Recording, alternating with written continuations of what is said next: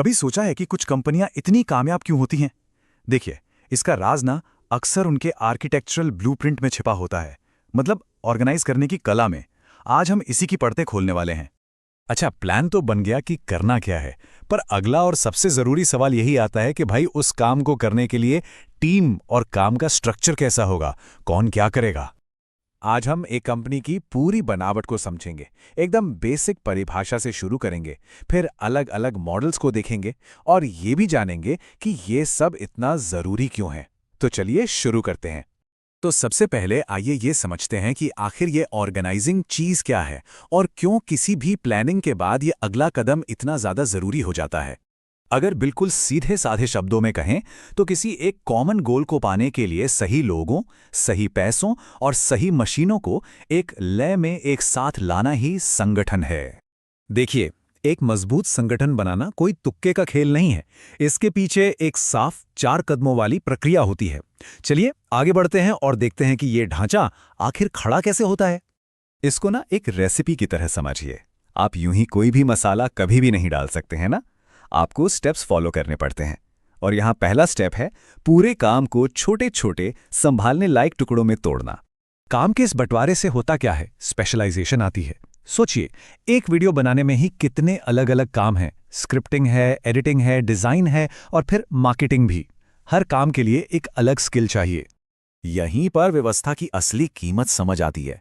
जरा सोचिए, अगर एक बड़े से हॉल में 200 लोग हों और किसी को नहीं पता कि क्या करना है, क्या होगा?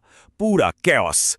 तो एक जैसे काम करने वाले लोगों को ग्रुप कर दिया जाता है, जैसे सारे सेल्स वाले एक टीम में, सारे मार्केटिंग वाले दूसरी टीम में। इससे वो अराजकता एक व्यवस्थित रूप ले लेती है।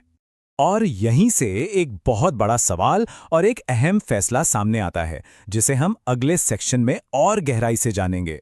तो चलिए अब किसी भी कंपनी को बनाने के 2 सबसे मुख्य तरीकों की तुलना करते हैं। दोनों की अपनी अपनी ताकत और कमजोरियां हैं। फंक्शनल स्ट्रक्चर का मतलब है हर काम के लिए एक एक्सपर्ट टीम, एक मार्केटिंग टीम, एक फाइनेंस टीम, एक प्रोडक्शन टीम।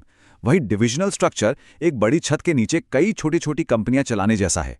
जैसे मान लीजिए एक कंपनी कॉस्मेटिक्स भी बनाती है और फर्नीचर भी, तो वो दोनों के लिए अलग अलग डिवीजन बना देगी, जो अपने आप में एक मिनी कंपनी की तरह काम करेंगे। ये बिल्कुल वैसा ही है जैसे हमारे शरीर का कंकाल बनाना, एक ऐसा साफ ढांचा जो ये दिखाए कि कौन सा हिस्सा किससे जुड़ा है और कैसे काम करेगा।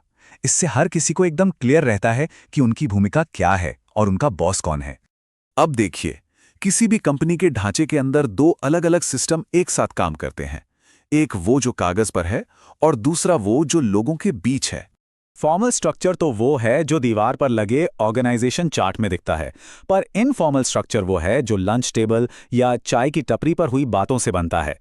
एक अच्छी कंपनी में दोनों का बैलेंस होना बहुत जरूरी है, क्योंकि सच तो ये है कि कई बार असली काम इसी इनफॉर्मल नेटवर्क से ही तेजी से होता है। अच्छा, मैनेजमेंट का एक सबसे बड़ा काम होता है वर्कलोड को सही तरीके से बांटना। तो ये समझना बहुत जरूरी है कि काम का ये हस्तांतरण यानी कि ट्रांसफर असल में होता कैसे है।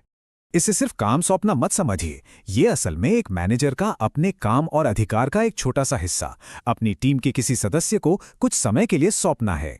और ये बात बहुत ही शानदार तरीके से ये दिखाती है कि ये तीनों चीजें ना हमेशा एक साथ ही चलती हैं। आप किसी को काम की जिम्मेदारी यानी रिस्पॉन्सिबिलिटी तो दे सकते हैं, लेकिन अगर उसे पूरा करने का अधिकार यानी अथॉरिटी नहीं देंगे तो वो काम कभी नहीं होगा। और आखिर में आती है जवाबदेही यानी अकाउंटेबिलिटी, मतलब काम के अच्छे या बुरे नतीजे के लिए जवाबदेह होना।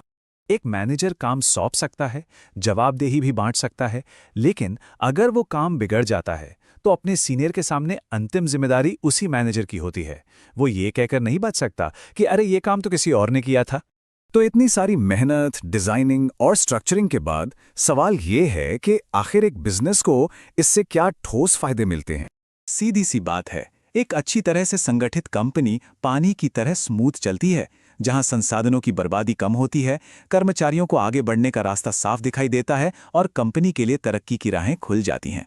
और आखिर में एक सवाल छोड़ जाते हैं, जो आज के तेजी से बदलते बाजार में हर बिजनेस को खुद से पूछना चाहिए।